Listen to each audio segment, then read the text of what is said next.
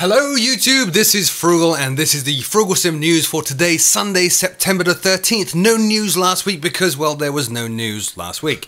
This week, however, that's all changed. First up, the Carenado C182T for X-Plane has been released. This is a big deal because this includes the Carenado G1000, which, as many of you know, is a very complex navigation glass cockpit type instrument.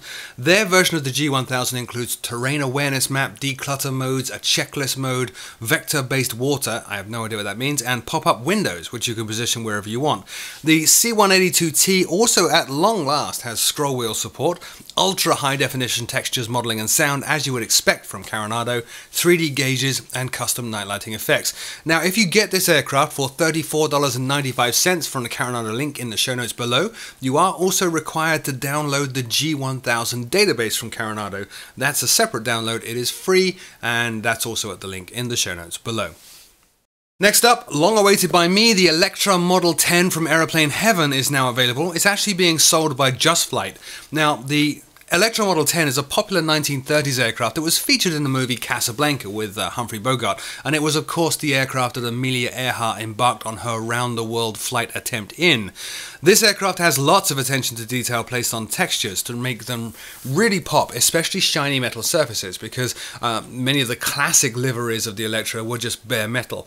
It includes 13 liveries, including the Casablanca movie one, has highly detailed sounds, all instruments, switches and controls are modeled, but it's not a study level aircraft. I know that for a fact, but I've yet to actually get my hands on the aircraft itself. That's coming soon, I promise. Has an Art Deco interior, obviously fitting to the era, authentic animations and a Collins based radio stack. It looks amazing. I am very much looking forward to jumping in. $18.99 is the intro price for FSX, and all versions are prepared from the Just Flight link in the show notes below. Aerosoft are next with their release of the English Electric Lightning F6. Now this is a late 1950s interceptor designed to chase down and intercept Russian bombers. It's a complex aircraft, but without all the modern avionics and electronics similar aircraft have today, which means it is a bit of a handful to fly. The Aerosoft version includes 4 models and 10 liveries, has highly detailed and accurate modeling with specialized animations throughout. All instruments are faithfully reproduced. It has an advanced flight dynamics system. You can change or choose between Firestreak or red top missiles or none.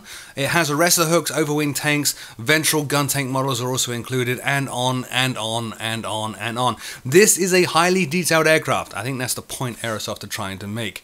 It does also support TACPack, so if you are a TACPack user, then it will work with TACPack.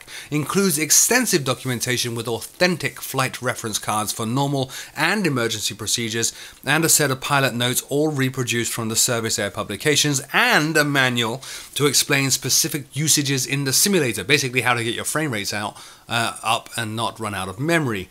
$24.12 is the price from Aerosoft's store in the show notes below, or if you already own the English Electric Lightning F3, the F6 will only cost you $10. This works with FSX and prepared version 2.2 or higher. Sticking with Aerosoft and their latest scenery release, they have released Bonaire Flamingo X. Now Bonaire is a small island in the southern Caribbean, and the airport there was built in 1936. It served as a hub for American forces in World War II, before then being rebuilt as what we now call Flamingo Airport.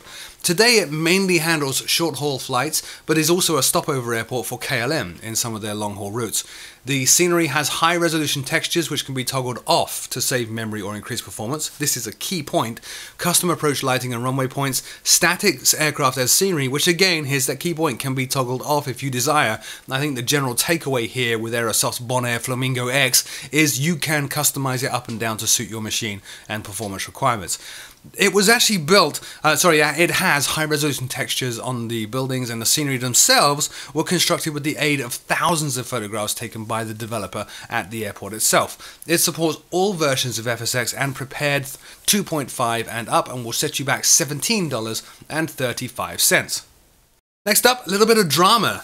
Alabeo and Aeroplane Heaven are actually about to go head-to-head. They are both working on PA-32 Aztecs. The Aztec is a dual-engine workhorse that was discontinued in 1981, and prior to that served in the US Navy among others and fulfilled roles as diverse as air taxi and air ambulance to mail delivery and executive transport. The Aeroplane Heaven version is the one you've been looking at in the pictures so far and is due later this year. It looks like it's pretty far along in development. The Alabeo version, here's the pictures of that, of the same aircraft currently looks like it's at an early stage of development. It was announced on Facebook, and so naturally the internet experts are already chiming in, telling Alabeo on Facebook what they've got wrong with this in-development, unreleased aircraft. Sigh.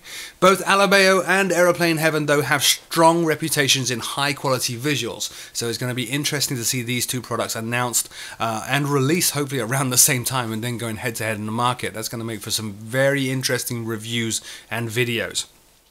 Finally, DCS World.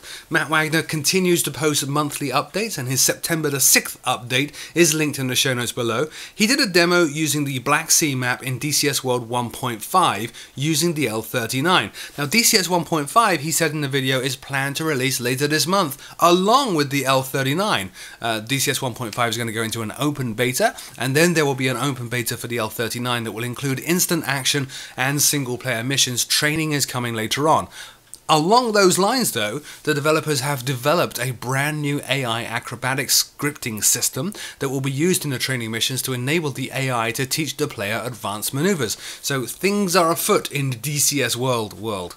Anyway, that's it for this week's episode of the Frooglesim News. Thank you so very much for watching. If I have missed stuff, and I'm sure I have, please leave me a polite comment in the comment section below. And until next week, I'll see you very soon.